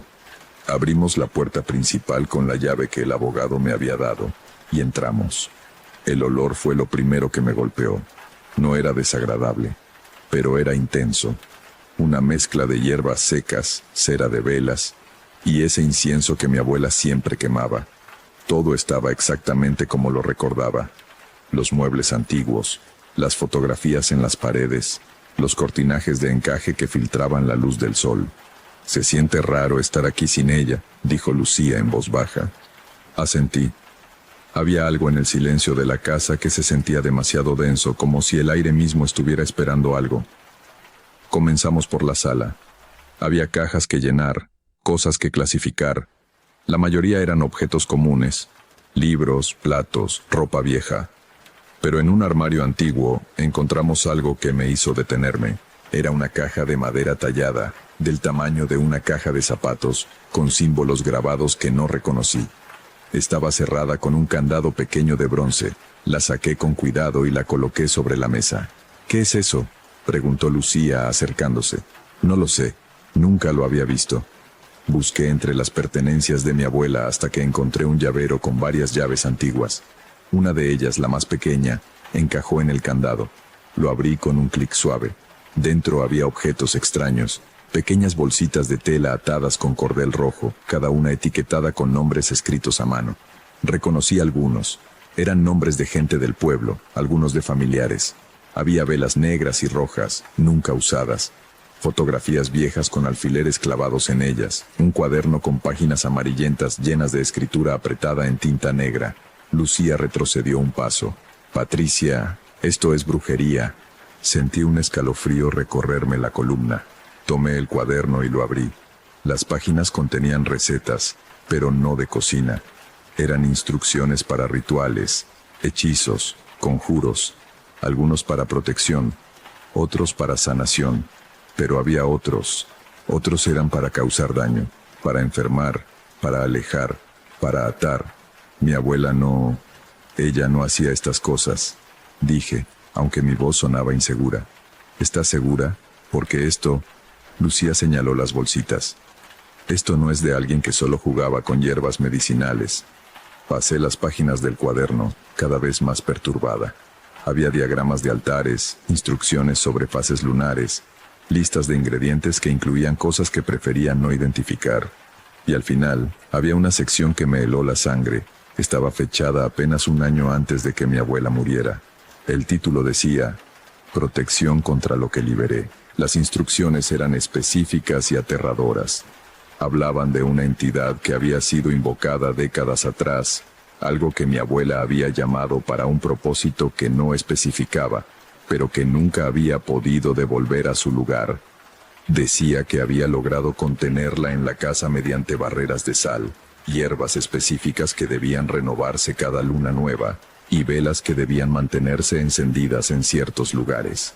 Si las protecciones fallan, leía en voz alta, ella vendrá por mí, y después por mi sangre. Lucía me arrebató el cuaderno. Tenemos que salir de aquí, ahora. Pero yo estaba paralizada, mirando las bolsitas. Tomé una con mi nombre, Patricia Morales. La abrí con manos temblorosas. Dentro había un mechón de mi cabello de cuando era niña, un diente de leche y hierbas secas. Me estaba protegiendo, susurré. Todas estas bolsitas son protecciones. En ese momento, escuchamos un sonido que venía de una de las habitaciones del fondo. Era como algo pesado arrastrándose por el suelo. Nos quedamos completamente quietas. ¿Hay alguien más en la casa?, preguntó Lucía. No debería. El sonido se repitió más fuerte. Después, silencio.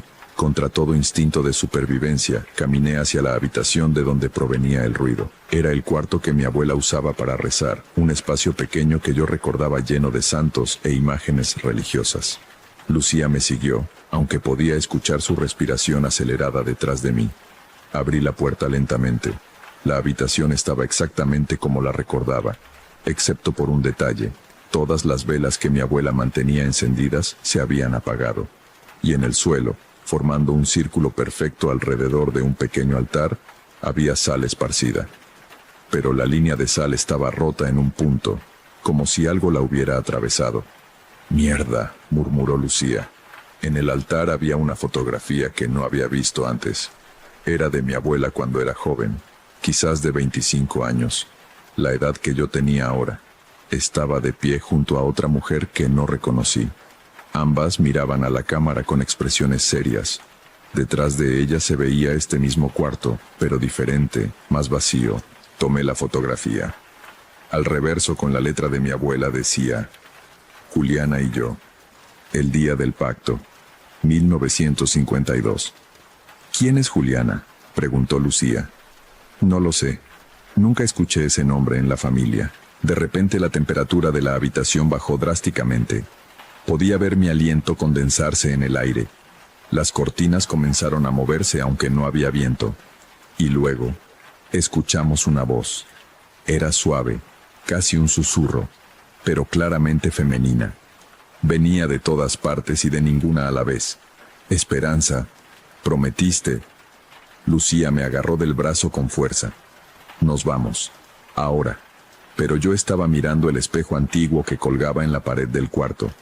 En su reflejo, pude ver algo que no estaba realmente allí. Una figura de mujer, parada justo detrás de nosotras. Tenía el cabello largo y oscuro, vestía ropas antiguas, y su rostro estaba descompuesto, como si hubiera estado muerta mucho tiempo. Me di la vuelta bruscamente, pero no había nadie detrás de nosotras. Miré de nuevo al espejo. La figura seguía allí, y ahora nos miraba directamente. Tú tienes su sangre, dijo la voz, y esta vez supe que venía de la figura en el espejo. Puedes pagar su deuda. Salimos corriendo de la habitación. Lucía tropezó con algo y cayó, y cuando me agaché para ayudarla, vi que había tropezado con una línea de sal que cruzaba el umbral de la puerta. Era una de las barreras protectoras de mi abuela. Al cruzarla, habíamos roto el sello. Logramos salir de la casa y corrimos hasta el auto. Lucía arrancó con las manos temblorosas y no paró hasta que estuvimos de regreso en el pueblo, frente a la iglesia. No vuelvo allí, dijo con firmeza, y tú tampoco deberías. Pero yo sabía que no podía simplemente ignorar lo que había pasado. Esa noche, en el hotel del pueblo, no pude dormir. Seguía pensando en el cuaderno, en la fotografía, en esa mujer en el espejo. ¿Quién era Juliana? ¿Qué pacto había hecho mi abuela? Al día siguiente, fui a la iglesia a buscar respuestas. El padre Tomás había conocido a mi abuela durante años. Cuando le conté lo que había encontrado, su expresión se volvió grave. Tu abuela vino a confesarse conmigo muchas veces, me dijo, pero había cosas que nunca pudo decirme completamente. Siempre hablaba de un error de juventud, de algo que hizo con su mejor amiga y que salió terriblemente mal. Juliana, asintió lentamente. Juliana Cervantes murió en 1952, en circunstancias misteriosas. Encontraron su cuerpo en el pozo de la casa de tu abuela. Oficialmente fue declarado un accidente, pero hubo rumores. Algunos decían que tu abuela y ella habían intentado hacer un ritual, algo para conseguir lo que querían en la vida. Amor, dinero, poder, las cosas que la gente joven y desesperada suele desear. ¿Y qué pasó? No lo sé con certeza, pero Juliana murió esa noche. Tu abuela nunca volvió a ser la misma. Se volvió religiosa, obsesivamente. Llenó su casa de protecciones. Y nunca, jamás, se acercó al pozo. El pozo. Recordé haberlo visto en el patio, cubierto con una tapa de madera pesada. De niña me habían dicho que nunca me acercara, que era peligroso. Padre, ¿cree usted que Juliana sigue allí? No lo sé, hija. Pero sé que tu abuela vivió con miedo durante 50 años. Y si rompiste las protecciones que ella había puesto, se detuvo, eligiendo sus palabras cuidadosamente. Deberías considerar vender esa casa. Hay cosas que es mejor dejar en paz. Pero no podía venderla sin antes entender qué había pasado realmente. Esa tarde regresé a la casa, sola.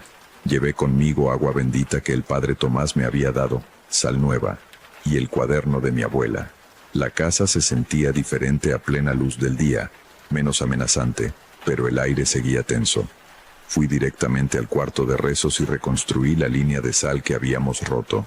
Según el cuaderno, también necesitaba encender las velas específicas en ciertos puntos de la casa.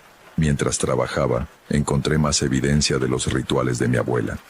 Había bolsitas de protección escondidas en los marcos de las puertas, símbolos dibujados detrás de los cuadros, hierbas colgadas en lugares estratégicos. Toda la casa era básicamente un gran sello protector.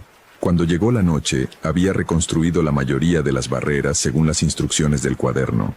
Me senté en la sala, exhausta, preguntándome si estaba haciendo lo correcto o si simplemente me estaba volviendo tan paranoica como mi abuela. A medianoche, la escuché de nuevo. No puedes mantenerme fuera para siempre. La voz venía del patio. Me asomé por la ventana y vi una figura parada junto al pozo. Era la misma mujer del espejo, pero ahora podía verla con más claridad. Su vestido estaba empapado, como si acabara de salir del agua. Su piel tenía un tono grisáceo, y sus ojos me miraban con una mezcla de dolor y furia. ¿Qué quieres?, grité a través del vidrio. Lo que me prometieron. Esperanza me llamó. Hicimos el pacto juntas. Ella obtuvo todo lo que pidió. Una vida larga, una familia, prosperidad. Yo solo obtuve la muerte. Eso no fue mi culpa. Yo no estaba allí. Pero llevas su sangre. La deuda pasa a ti. Sentí pánico subiendo por mi garganta. ¿Qué deuda? ¿Qué se supone que debo darte? La figura se acercó a la ventana. Podía ver ahora los detalles grotescos de su cara descompuesta. El agua que goteaba constantemente de su cabello. Un intercambio. Una vida por una vida. Ella prometió que cuando llegara el momento, alguien de su sangre tomaría mi lugar. Bajaría al pozo, y yo quedaría libre. Estás loca, no voy a... Entonces seguiré esperando. Cada noche estaré aquí. Cada noche me acercaré más. Las protecciones se debilitarán. Y cuando finalmente fallen, sonrió, mostrando dientes ennegrecidos.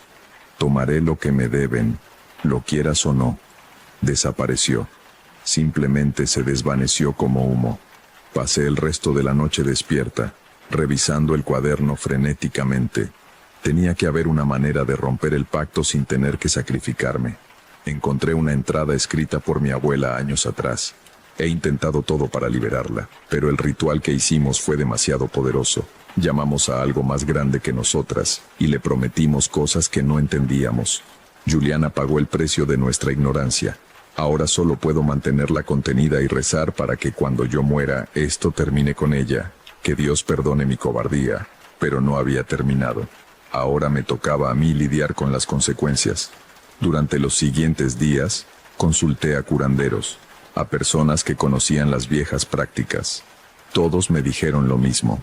Los pactos hechos con sangre son casi imposibles de romper sin completar el intercambio prometido. Pero una anciana del pueblo, Doña Socorro, me ofreció una posibilidad. Hay una manera, me dijo, pero es peligrosa. Debes ir al pozo a medianoche de luna nueva, llevar una ofrenda que represente lo que tu abuela recibió, algo de valor de tu familia, y debes hablar con Juliana directamente, pedirle perdón genuino, ofrecerle algo a cambio de su liberación. ¿Qué clase de algo? Eso tendrás que decidirlo tú, pero debe ser un sacrificio real, algo que te cueste. La luna nueva era en 3 días. Pasé ese tiempo pensando qué podía ofrecer. Revisé todas las posesiones de mi abuela, buscando algo que tuviera verdadero valor para ella. Finalmente, encontré algo en su habitación. Un anillo de bodas que había pertenecido a mi bisabuela, la madre de mi abuela. Era una joya antigua, de oro con un pequeño diamante. Según una carta que encontré, mi abuela lo había valorado sobre todas sus posesiones. También decidí ofrecer algo mío, mi derecho sobre la casa. Si Juliana aceptaba, yo renunciaría a la herencia y la propiedad sería vendida. Los fondos irían a la iglesia para misas en memoria de Juliana. La noche de luna nueva llegó. El cielo estaba completamente oscuro, sin estrellas. Caminé hacia el pozo con el anillo en una mano y una vela en la otra. Mi corazón latía tan fuerte que podía escucharlo en mis oídos. Quité la tapa del pozo. El olor que salió era nauseabundo. Agua estancada, descomposición, muerte. La oscuridad dentro era absoluta. Dejé caer la vela y por un momento iluminó las paredes de piedra cubiertas de musgo y moho. Antes de caer al agua lejana con un siseo, Juliana, llamé con voz temblorosa, estoy aquí, quiero hacer las paces. El silencio fue mi única respuesta al principio. Luego, escuché algo moverse en el fondo del pozo, un chapoteo, algo subiendo. Habla, dijo su voz, haciendo eco en el pozo. Mi abuela cometió un error terrible. Te arrastró a algo que ninguna de las dos entendía, y tú pagaste el precio. Lo siento profundamente. Siento que hayas estado atrapada todo este tiempo. No es justo. ¿Y eso cambia algo? No puedo devolverte la vida, pero puedo ofrecerte esto. Dejé caer el anillo al pozo. Era lo más preciado de mi abuela, lo que le recordaba a su madre, a su familia, al amor verdadero. Y te ofrezco esto también. Renuncio a esta casa, a esta tierra. Será vendida y el dinero irá para que se digan misas por ti, para que finalmente puedas descansar en paz. Otro silencio. Luego, la vi, subiendo por las paredes del pozo como una araña, su figura retorcida y mojada emergiendo de la oscuridad. Me quedé paralizada de terror, pero mantuve mi posición. Salió del pozo completamente y se paró frente a mí. Esta cerca era aún más horrible de lo que había imaginado, pero en sus ojos muertos vi algo que no esperaba. Tristeza. 50 años, susurró. 50 años en la oscuridad, en el frío, sola. Lo sé, y lo siento tanto. Extendió una mano hacia mí. Estaba a punto de retroceder cuando me di cuenta de que no era amenazante. Era como si quisiera tocarme. Reuní todo mi valor y le tomé la mano. Estaba fría como el hielo y húmeda, pero cuando la toqué sentí algo más. Sentí su dolor, su soledad, su desesperación, pero también sentí algo liberarse, como un nudo que finalmente se desataba. Gracias, dijo, y su voz sonó diferente ahora, más humana, más cálida. Su forma comenzó a cambiar. La descomposición retrocedió. Su piel recuperó color. Por un momento, pude ver a la joven que había sido, bonita, llena de vida, con ojos brillantes y esperanzados. La amiga que mi abuela había traicionado por miedo y ambición. Dile a Esperanza, comenzó, pero se detuvo. No, ella ya sabe. Ella vivió con esto cada día. Luego, simplemente se desvaneció. No como antes, no como humo o sombras. Esta vez fue como luz, como algo que finalmente se elevaba hacia donde debía estar. Me quedé allí por mucho tiempo, temblando, llorando, procesando todo lo que había pasado. A la mañana siguiente, llamé al abogado y comencé los trámites para vender la casa. No quería nada de ella. El dinero fue donado íntegramente a la iglesia del pueblo, específicamente para misas perpetuas por el descanso de Juliana Cervantes. Antes de irme del pueblo por última vez, fui al cementerio. Encontré la tumba de Juliana, olvidada y cubierta de maleza. Limpié la lápida y dejé flores frescas. Descansa en paz, susurré. Esa noche por primera vez en semanas dormí sin pesadillas. Pero a veces, en momentos tranquilos, todavía pienso en mi abuela, en cómo vivió toda su vida cargando con esa culpa, protegiendo a su familia de las consecuencias de un error de juventud. Pienso en Juliana, atrapada en la oscuridad durante medio siglo por la ambición de una amiga. y pienso en cómo los errores del pasado pueden extenderse hacia el futuro, alcanzando a generaciones que ni siquiera sabían que existía una deuda. La casa fue demolida eventualmente. El nuevo dueño del terreno llenó el pozo con concreto y construyó algo moderno allí. Espero que Juliana realmente esté en paz ahora. Espero que mi ofrenda haya sido suficiente. Porque cada tanto, en las noches de luna nueva, todavía siento un frío repentino. Y me pregunto si realmente la liberé, o si solo moví el peso de su maldición a otro lugar. Me pregunto si el perdón fue suficiente, o si debí haber hecho más. Nunca volví a ese pueblo. Nunca volveré. Esa fue la experiencia que Patricia compartió conmigo. Me dijo que desde entonces ha evitado cualquier cosa relacionada con lo oculto, y que vive con la esperanza de que Juliana finalmente encontró paz. Si alguna vez has heredado algo más que objetos de tu familia, algo invisible pero pesado, me gustaría que me lo contaras en los comentarios. Las historias de deudas heredadas son más comunes de lo que pensamos. Y si esta historia te hizo reflexionar, considera suscribirte para más testimonios como este. Cada semana comparto experiencias que nos envían personas como tú. Cuídate mucho y que descanses bien.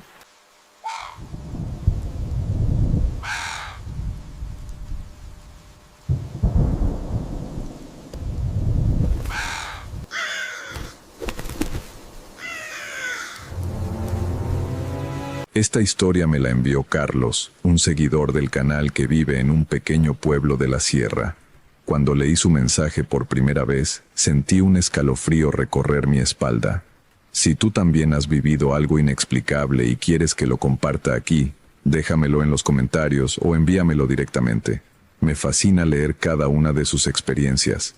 Ahora, lo que Carlos vivió hace 2 años en la casa de su abuela, es algo que lo persigue hasta el día de hoy.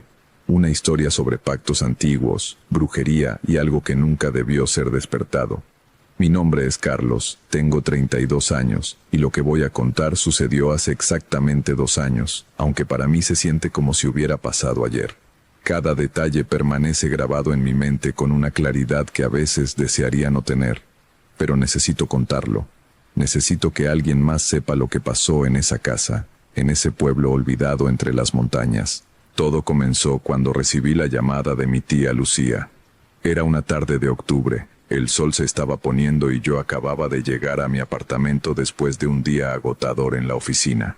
El teléfono sonó justo cuando me quitaba los zapatos. Era mi tía, y su voz sonaba extraña, quebrada. «Carlos, tu abuela falleció esta mañana», dijo sin rodeos. «Fue en paz, dormida. Pero necesitamos que vengas al pueblo. Hay cosas que resolver, papeles, la casa. Mi abuela Remedios. Hacía casi 5 años que no la veía. La vida en la ciudad, el trabajo, las excusas de siempre. Una ola de culpa me golpeó el pecho. Prometí llegar al día siguiente. El pueblo se llamaba San Miguel del Monte, enclavado en una sierra que parecía olvidada por el tiempo. 3 horas de carretera desde la ciudad, la última hora por caminos de terracería que hacían vibrar todo el auto. Llegué al atardecer del día siguiente. El pueblo era más pequeño de lo que recordaba. Apenas 50 casas, una iglesia antigua con la pintura descascarada, una plaza con árboles centenarios. El silencio era denso, interrumpido solo por el ladrido ocasional de algún perro. La casa de mi abuela estaba en las afueras, una construcción vieja de adobe con techo de tejas rojas, rodeada por un terreno amplio donde ella cultivaba hierbas y flores. El portón de madera crujió cuando lo empujé. El jardín estaba descuidado, las plantas crecían salvajes. Un olor peculiar flotaba en el aire, una mezcla de tierra húmeda y algo más, algo que no pude identificar en ese momento. Mi tía me esperaba en el porche. Lucía más envejecida de lo que recordaba, su cabello casi completamente gris ahora. Me abrazó sin decir nada. Sus ojos estaban hinchados de tanto llorar. «Gracias por venir, mijo», susurró. «Necesitamos hablar de muchas cosas». El funeral fue al día siguiente. Pequeño, íntimo. La mayoría de los asistentes eran viejos del pueblo. Rostros arrugados que miraban con una mezcla de respeto y algo más. Algo parecido al miedo. Lo noté en cómo algunos evitaban acercarse demasiado al ataúd. en cómo persignaban con movimientos rápidos, casi nerviosos. Después del entierro, mi tía y yo regresamos a la casa. Nos sentamos en la cocina, donde ella preparó café en una vieja cafetera de peltre que reconocí de mi infancia. El silencio entre nosotros era pesado. Carlos, comenzó finalmente, removiendo su café sin mirarlo. Hay cosas sobre tu abuela que nunca supiste. Cosas que la familia decidió mantener ocultas. Levanté la vista, intrigado. ¿Qué tipo de cosas? Ella suspiró profundamente. Tu abuela no era solo una señora que cultivaba plantas medicinales. Ella sabía cosas. Hacía cosas. La gente del pueblo venía a buscarla para todo tipo de problemas. Enfermedades que los doctores no curaban. Maldiciones, mal de ojo, amores perdidos. ¿Brujería?, pregunté incrédulo. Así le llaman algunos. Ella decía que solo usaba el conocimiento antiguo, lo que le enseñó su madre y su abuela antes que ella. Una línea que se remontaba generaciones atrás. Mi tía hizo una pausa. Sus manos temblaban ligeramente. Pero hay algo más. Algo que te incumbe directamente.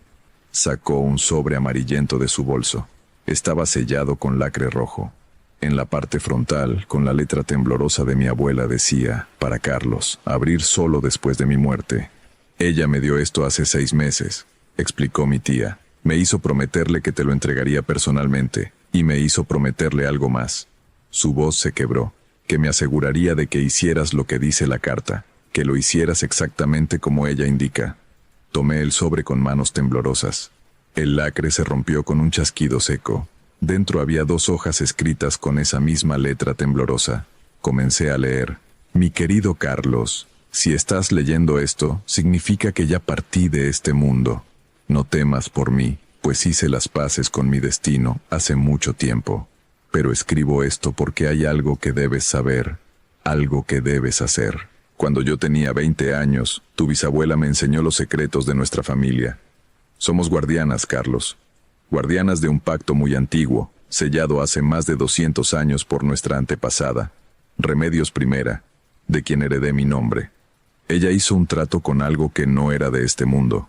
A cambio de poder, conocimiento y protección para sus descendientes, prometió que cada generación mantendría vigente el pacto. Cada 20 años, en la noche de luna nueva más cercana al Día de Muertos, la guardiana de turno debe realizar un ritual en el sótano de esta casa. Un ritual de renovación. Yo lo he hecho durante 50 años. Tu madre debió ser la siguiente, pero ella se fue del pueblo. Rechazó nuestro legado. Por eso la línea salta a ti. Eres el único descendiente directo que queda. No tienes hermanos. Tus primos son hijos de ramas lejanas. El próximo ritual debe realizarse el 2 de noviembre de este año, a medianoche. Las instrucciones exactas están en el libro que encontrarás en el sótano, dentro del baúl de hierro. La llave está enterrada bajo la tercera maceta de barro, a la izquierda de la entrada trasera. Carlos, esto no es una petición, es una obligación. Si el pacto no se renueva, si el ritual no se realiza, las consecuencias serán terribles. No solo para ti, sino para toda la familia, para todo el pueblo. Lo que mantuvimos contenido durante 2 siglos será liberado. No te pido que entiendas, solo que confíes en mí. He protegido esta familia toda mi vida. Ahora te toca a ti. Con amor, tu abuela Remedios. Dejé caer las hojas sobre la mesa. Mi corazón latía acelerado. Esto es una locura, murmuré. Yo también lo pensé al principio, dijo mi tía en voz baja.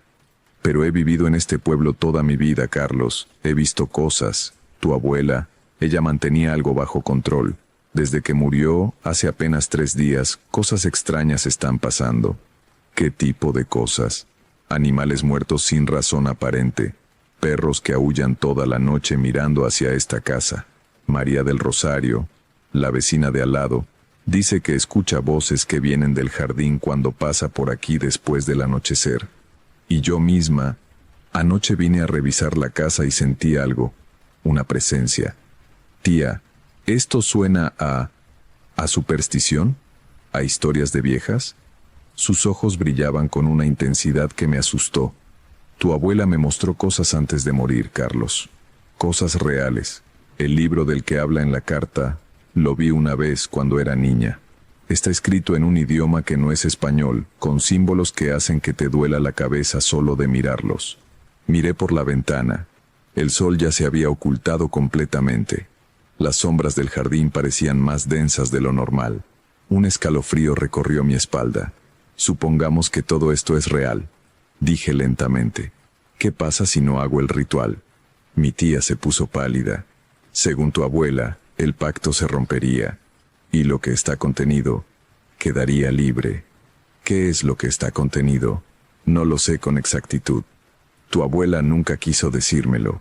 Solo mencionó una vez que era algo que su antepasada invocó sin entender completamente lo que hacía. Algo poderoso y antiguo, y peligroso. Esa noche dormí en la casa, en mi antigua habitación que mi abuela había mantenido exactamente como la dejé la última vez que la visité. No pude conciliar el sueño hasta pasadas las 3 de la madrugada. Cada crujido de la vieja casa me sobresaltaba. En algún momento escuché pasos en el pasillo, pero cuando salí a revisar, no había nadie. Al día siguiente, decidí buscar la llave. Necesitaba ver con mis propios ojos ese libro, ese sótano del que hablaba la carta. Parte de mí esperaba que todo fuera un delirio de una anciana en sus últimos días, pero otra parte, una parte más profunda e instintiva, sabía que era real. Encontré las macetas donde mi abuela indicaba. Conté 3 desde la izquierda y comencé a escarbar en la tierra. A unos 15 centímetros de profundidad, mis dedos tocaron metal. Era una llave antigua, de hierro negro, pesada y fría. Tenía grabados símbolos extraños a lo largo del mango. El acceso al sótano estaba en la cocina, una trampilla de madera que siempre había estado ahí pero que yo, en mi infancia, nunca había visto abierta. Mi abuela siempre decía que era solo un almacén de conservas. Levanté la trampilla con esfuerzo. Las bisagras chirriaron lastimosamente. Una escalera de madera descendía hacia la oscuridad. Un olor a humedad, y algo más subió hasta mí. Algo parecido a incienso rancio mezclado con tierra mojada. Encendí la linterna de mi teléfono y comencé a bajar. Los escalones crujían bajo mi peso. El sótano era más grande de lo que esperaba, con techo bajo de vigas de madera. Las paredes eran de piedra, húmedas al tacto.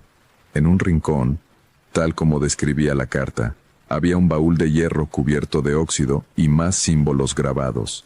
Me acerqué lentamente. El aire aquí abajo se sentía más pesado, como si estuviera cargado de electricidad estática. Mis manos temblaban cuando introduje la llave en la cerradura. Giró con dificultad, pero giró. Abrí el baúl. Dentro había varios objetos. Velas negras, frascos con líquidos de colores oscuros, bolsas con hierbas secas, un cuchillo con mango de hueso tallado. Y el libro. Era un tomo grueso, encuadernado en cuero negro agrietado por los años. No tenía título en la portada, solo un símbolo circular con líneas intrincadas que parecían moverse bajo la luz de mi linterna. Cuando lo toqué, sentí una descarga eléctrica que me hizo retirar la mano instintivamente. Respiré profundo y lo tomé con más determinación. Lo abrí con cuidado. Las páginas eran de un pergamino grueso, amarillento. El texto estaba escrito a mano, en una caligrafía antigua. Había párrafos en español antiguo, pero la mayoría estaba en un idioma que no reconocí. Los símbolos que acompañaban el texto eran complejos, geométricos, inquietantes. Busqué la sección que mi abuela había mencionado. Después de varios minutos, encontré un marcador, una cinta roja que señalaba una página titulada Ritual de renovación del pacto. Comencé a leer las instrucciones. Era detallado, específico. Debía preparar un círculo con sal en el centro del sótano, colocar velas en puntos específicos, quemar ciertas hierbas, recitar palabras en ese idioma extraño a medianoche exacta.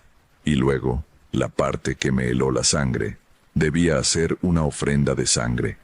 Una gota de la guardiana es suficiente para renovar el lazo que nos une, decía.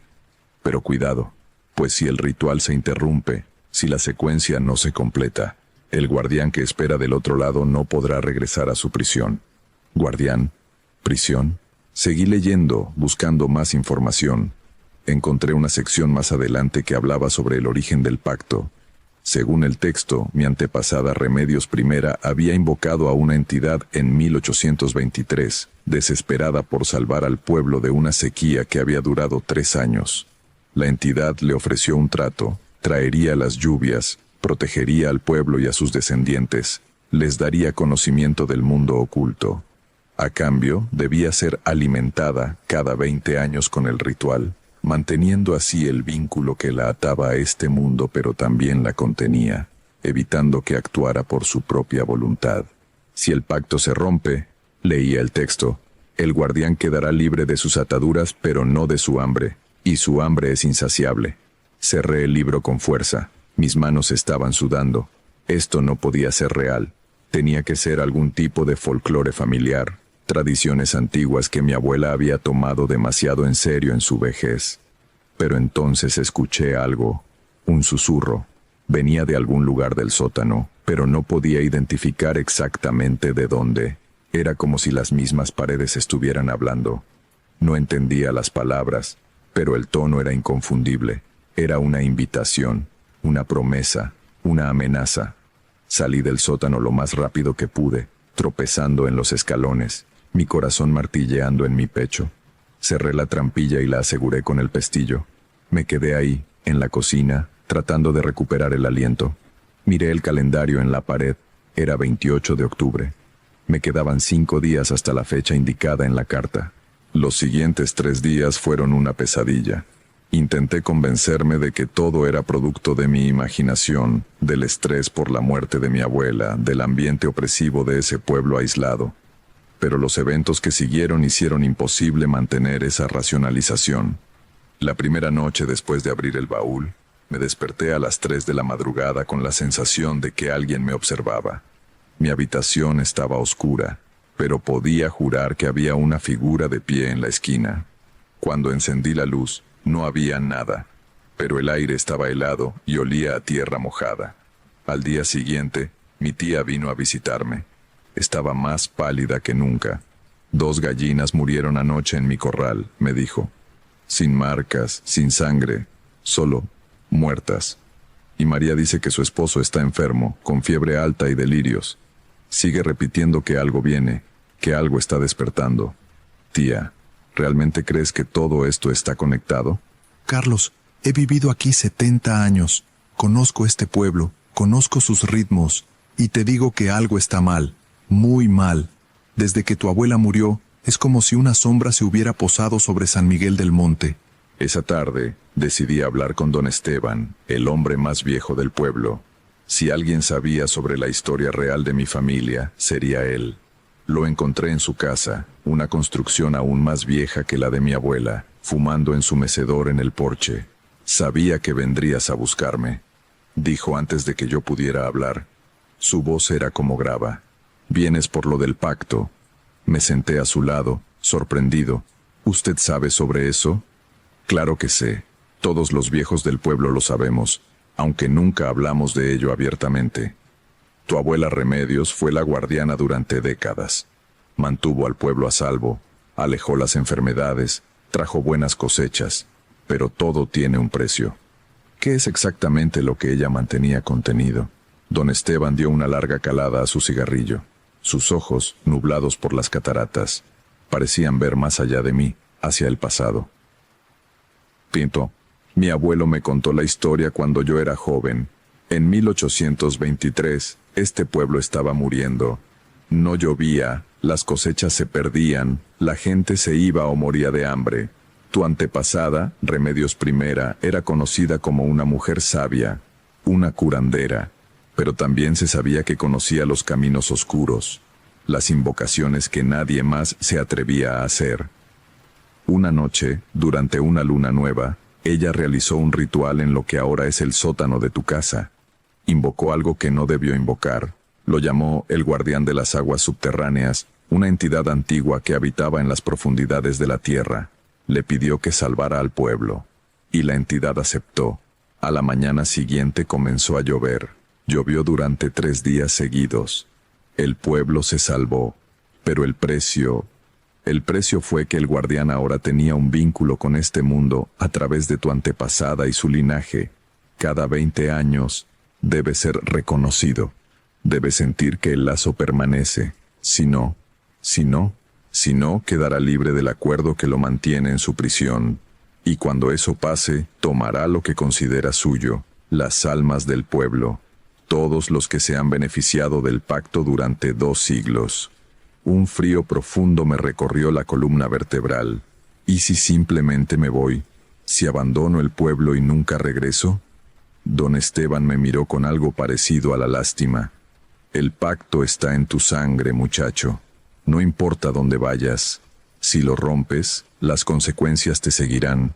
Y no solo a ti, a toda tu familia, a todos los que llevan tu apellido. Esa noche, de regreso en la casa, me senté en la cocina con el libro abierto frente a mí.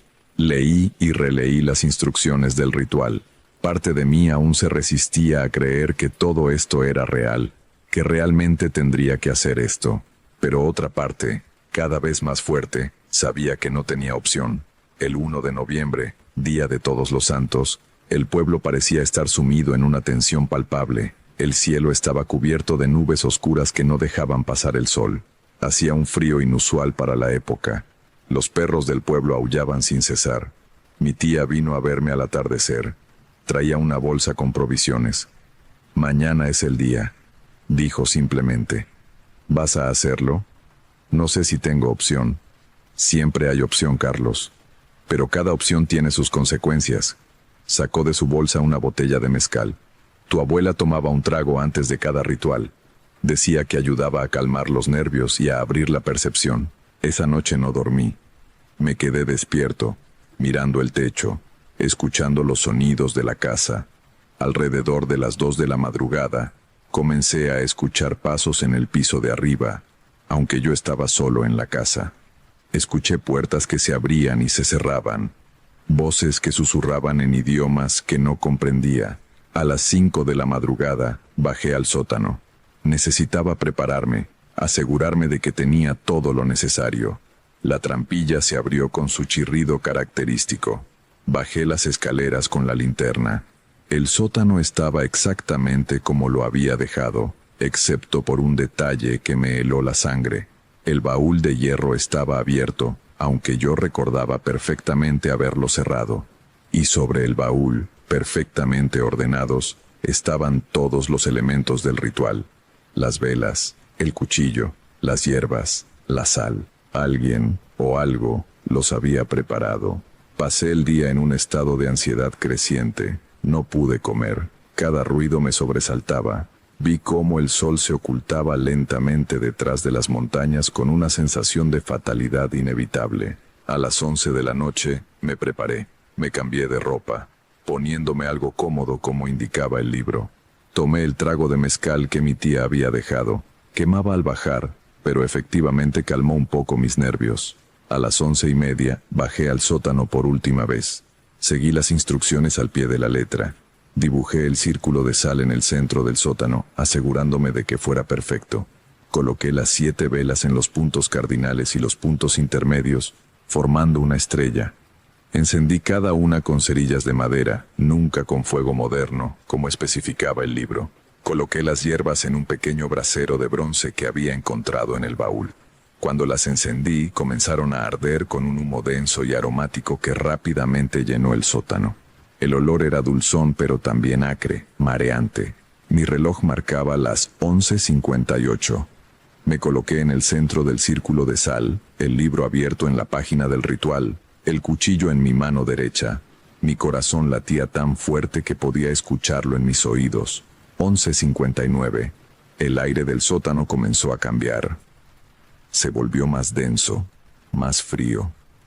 Las velas parpadeaban aunque no había corriente de aire. El humo de las hierbas empezó a moverse de forma extraña, formando patrones que casi parecían tener sentido, como si fueran letras de un alfabeto desconocido. Medianoche. Comencé a recitar las palabras del ritual. Mi voz sonaba extraña en el espacio cerrado del sótano, como si viniera de muy lejos. Las palabras eran difíciles. Mi lengua tropezaba con sonidos que no estaba hecho para pronunciar. Pero continué, leyendo fonéticamente como mi abuela había escrito en el margen del libro. Mientras recitaba, La temperatura cayó drásticamente. Mi aliento se volvió visible. Las velas ahora ardían con llamas azules en lugar de naranjas. El humo de las hierbas comenzó a girar, formando un vórtice sobre mi cabeza, y entonces lo sentí. Una presencia. Algo estaba aquí conmigo en el sótano. Algo inmenso, antiguo, poderoso. No podía verlo, pero lo sentía con cada célula de mi cuerpo. Era como estar de pie frente a un océano oscuro, sabiendo que en sus profundidades habita algo colosal. Llegué a la parte del ritual donde debía hacer la ofrenda de sangre. Con manos temblorosas acerqué el filo del cuchillo a mi palma izquierda. El metal estaba tan frío que quemaba. Hice el corte. Un tajo superficial pero suficiente. La sangre brotó, oscura bajo la luz azul de las velas. Extendí mi mano sobre el círculo de sal, dejando que 3 gotas cayeran exactamente en el centro. Cuando la tercera gota tocó el suelo, todo cambió. El sótano se llenó de una luz que no venía de ninguna fuente visible. Era una luz verdosa, pulsante, como si las mismas piedras de las paredes estuvieran brillando. El vórtice de humo sobre mi cabeza se aceleró, girando cada vez más rápido, y en su centro comenzó a formarse algo. Una forma. Al principio era solo sombra, pero gradualmente se fue solidificando. Era humanoide, pero solo vagamente. Demasiado alto, demasiado delgado, con extremidades que se doblaban en ángulos incorrectos. No tenía rostro definido, solo un óvalo oscuro donde deberían estar las facciones. Y me habló. No con palabras audibles, sino directamente en mi mente. Una voz que era muchas voces al mismo tiempo, como si 1000 personas hablaran al unísono pero ligeramente desincronizadas. Nueva guardiana, retumbó en mi cabeza. El lazo se renueva, el pacto continúa. No pude responder, estaba paralizado, todos mis músculos tensos, mi mente gritando pero mi cuerpo incapaz de moverse. Durante 20 ciclos más, mantendré mi promesa, protección para los tuyos, abundancia para la tierra, conocimiento para quien lo busque. La forma se inclinó hacia mí, acercándose aunque no parecía moverse realmente. Simplemente estaba más cerca. Pero recuerda siempre, guardiana, soy contenido, no domado, soy atado, no derrotado. Si el lazo se rompe, si el pacto se olvida, tomaré lo que es mío por derecho. ¿Qué es lo tuyo?, logré pensar, y de alguna forma esa cosa escuchó mi pensamiento.